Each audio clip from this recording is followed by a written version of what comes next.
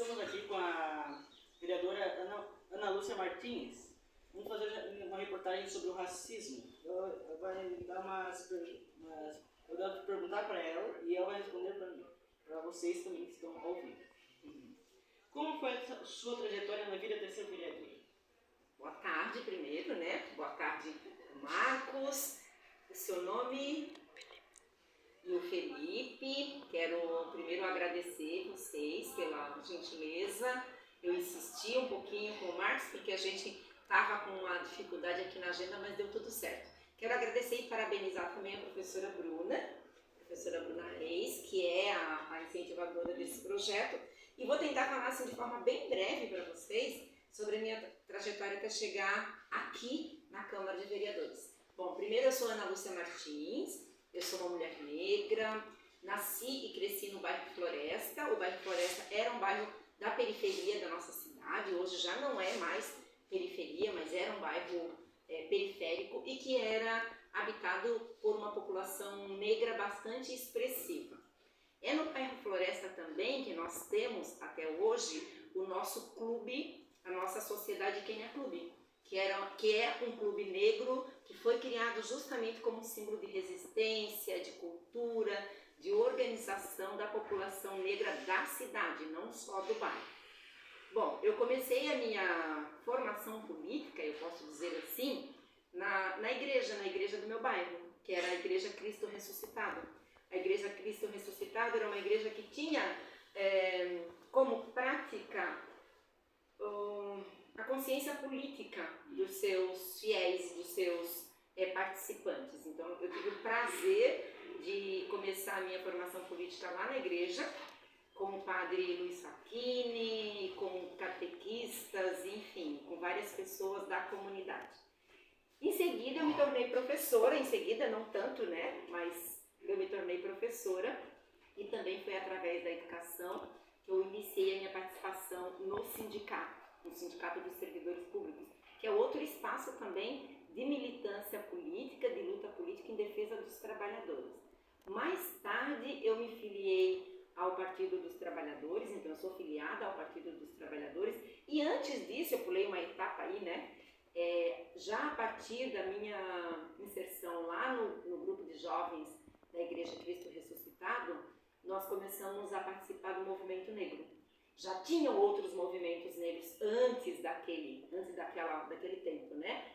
Mas ali no final dos anos 80, com a professora Consola, com o professor Josemar, com o padre Carlinhos, que era na época o pároco da igreja, nós iniciamos dentro da igreja um movimento negro, que se chamava Pastoral do Negro, que hoje está voltando também para a Igreja Católica. Bom, a partir daí foram muitas trajetórias dentro do movimento negro, e em 2014 nós criamos em Joinville um coletivo de mulheres negras.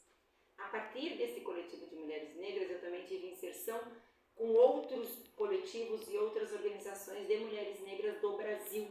E foi a partir daí que eu posso dizer que se deu a minha formação mais política como mulher negra.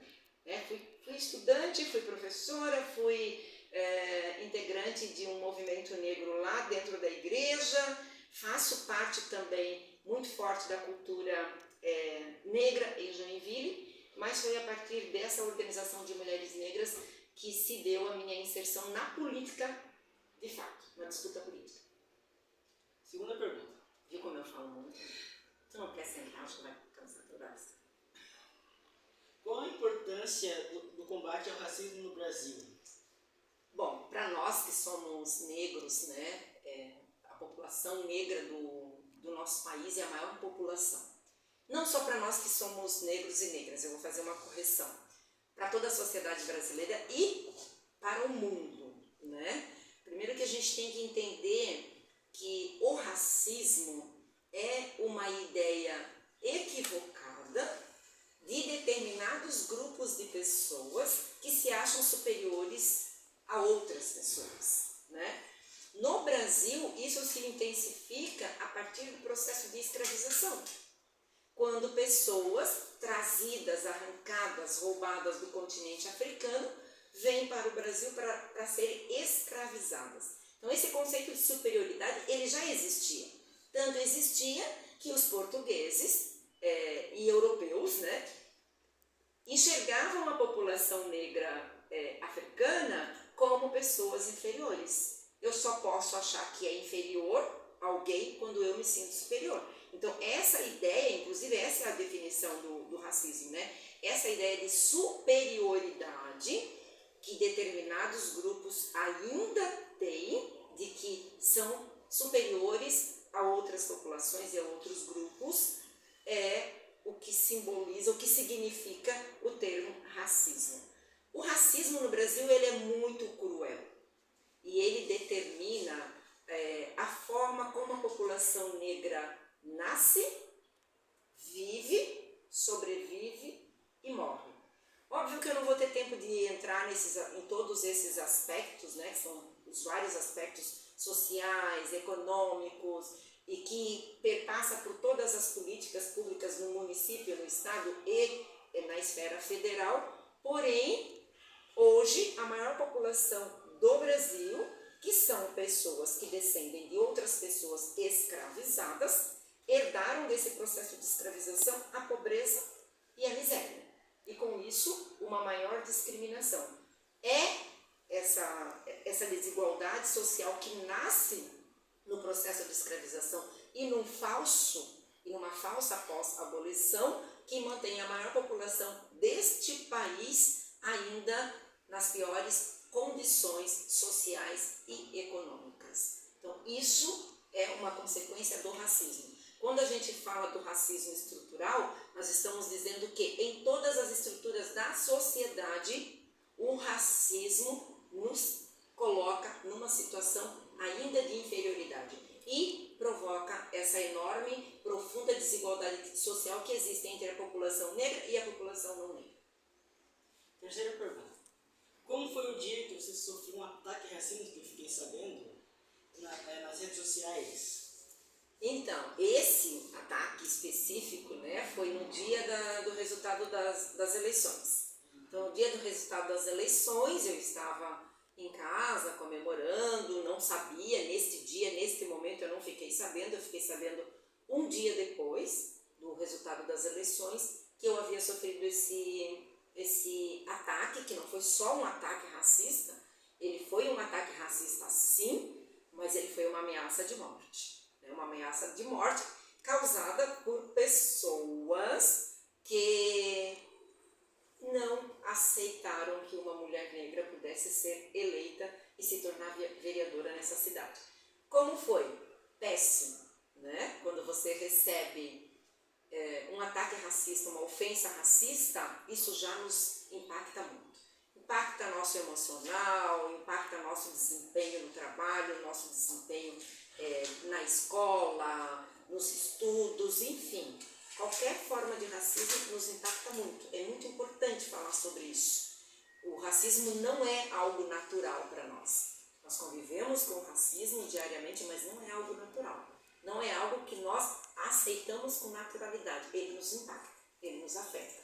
Então, obviamente que eu fiquei com muito medo, fiquei muito triste, porque afinal de contas eu deveria estar celebrando essa vitória, né? A primeira mulher negra eleita vereadora na história da cidade de Joinville estava sendo ameaçada somente por ser negra.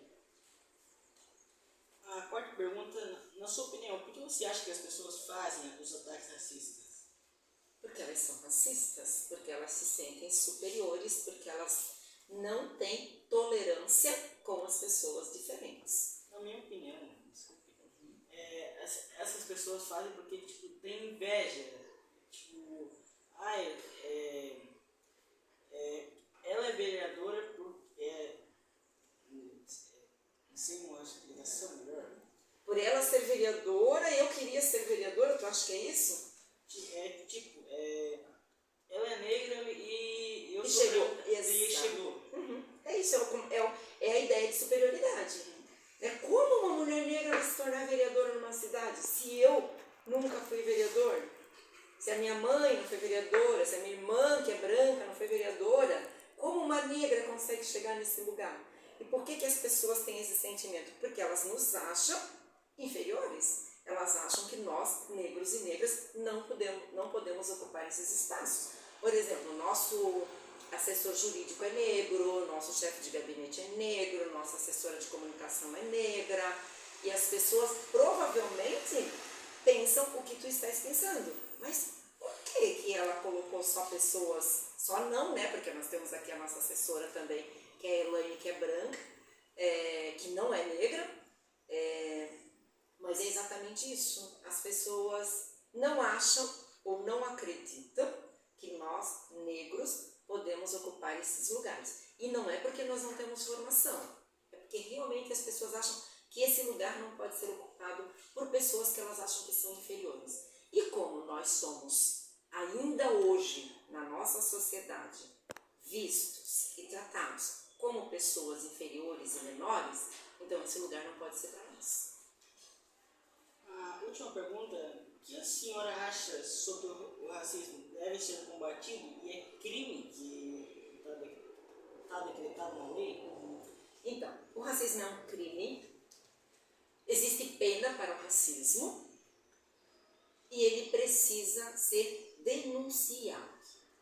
Combatido, sim, mas só combater o racismo não vai mudar a nossa situação. Ele precisa ser denunciado, essa lei precisa ser de fato aplicada e nós precisamos de reparação. Não é só você cometer um racismo, você cumpre a pena e fica por isso mesmo. Daqui a pouco você de novo comete racismo, cumpre a pena e fica por isso mesmo. Nós precisamos, no nosso país, e nós mulheres negras estamos chamando essa marcha que acontecerá em 2025, que é a marcha da reparação.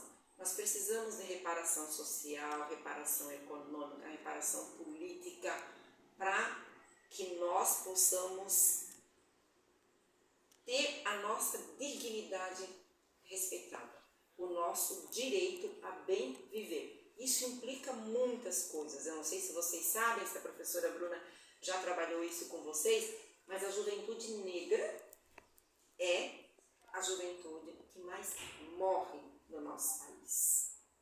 A juventude negra é a juventude que em maior número está encarcerada no nosso país. Isso diz sobre o racismo. Se você estiver andando com você mora no Panágua?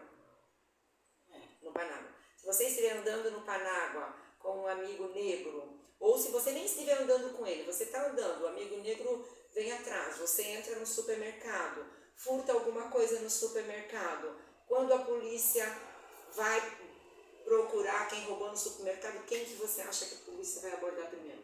Você que é branco ou o teu colega que é preto? Isso. Então é sobre isso, nós precisamos de reparação. E essa reparação ela não se dá individualmente, ou seja, você cometeu racismo, mas o teu racismo ele não pode ser tratado como individual, ele é coletivo, ele está estruturado. Porque só não é o teu racismo, que o teu racismo não afeta só a mim, afeta todo um grupo de pessoas.